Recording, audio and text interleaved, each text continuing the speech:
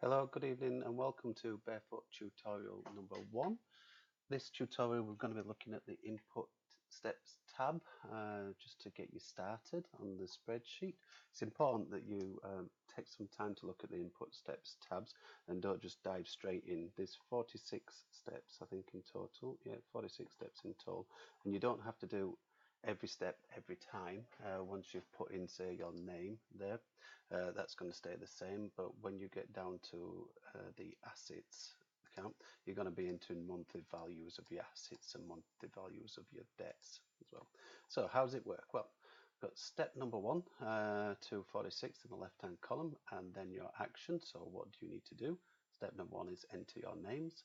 What tab does this refer to? This refers to the income tab and cells D6 and E6. So we can see there, income tab, cells D6 and E6. That one.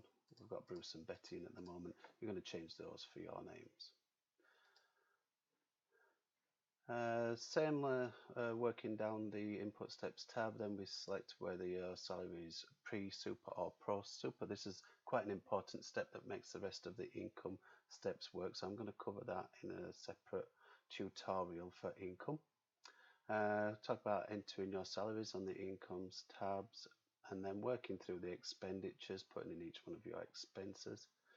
Down to the accounts, putting in some start values of your accounts for the year, and entering in what is going to be your daily expenses, your smile, splurge, and then fire extinguisher.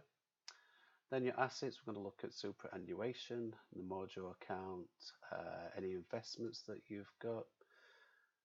Step number 29, we're going to be looking at entering investments for a combined monthly value on your date night.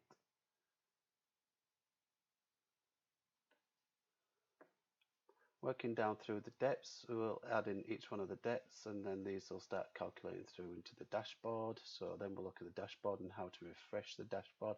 That's one of the most important steps on the spreadsheet, so that your data is continually up to date. I'm going to teach you how to use the slicer buttons. Those are the cool buttons that help you quickly flick through each one of your different accounts. Same with slicer buttons we're going to use for each one of the categories, so you can quickly flick through categories and try and balance your expenses or balance your percentages.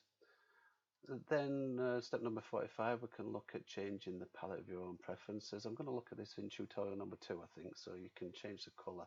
If you don't want to use my greens and yellows, you can change your own colour. Finally, have fun, mess about with the categories, percentages, see what works for you. And then I've just got a disclaimer at the end. This spreadsheet doesn't provide financial advice. It's just a tool to assist you with understanding your financial planning. I am not a financial planner. I'm not an accountant. I'm actually a construction design manager who just likes to do process, understands Excel, make things look pretty, things like that.